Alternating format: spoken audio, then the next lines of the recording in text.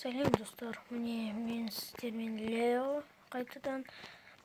Мен адамым баяғыда Стив болған, бірақ мен қазір өзгерттім, өйткені ол адам онша ұнамай қалды. Сосын міне мен жаңа адам жасадым.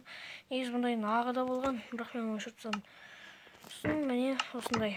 Так, бүгін мен сіздерге мынандай жасауды үйретемін. Міне ол деген қолмен жасаған жоқпын.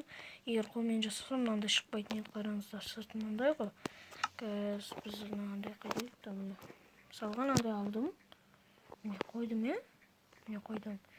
Құсайды. Ішінен қарағанда міне құсамайды. Бұны мен өсірдім. Оның өсіру тәсілін үйретемін. Міне.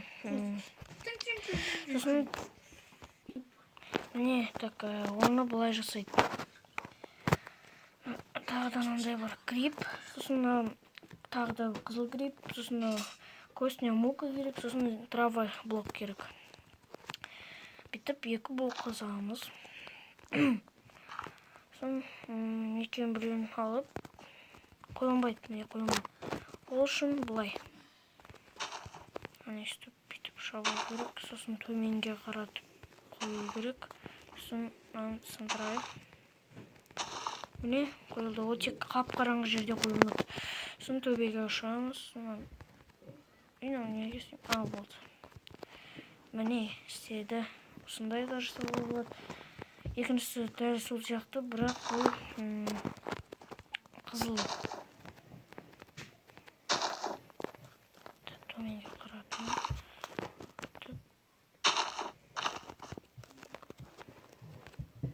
Опа, міне. Күшті болды. Менде тағы да бір идея шықты ше. Мындай. Қазір.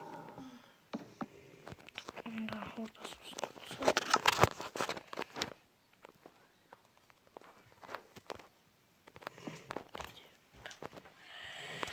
Шынында.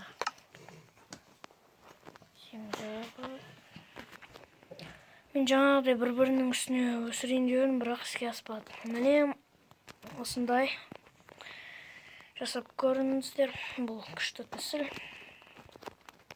Бәріңізге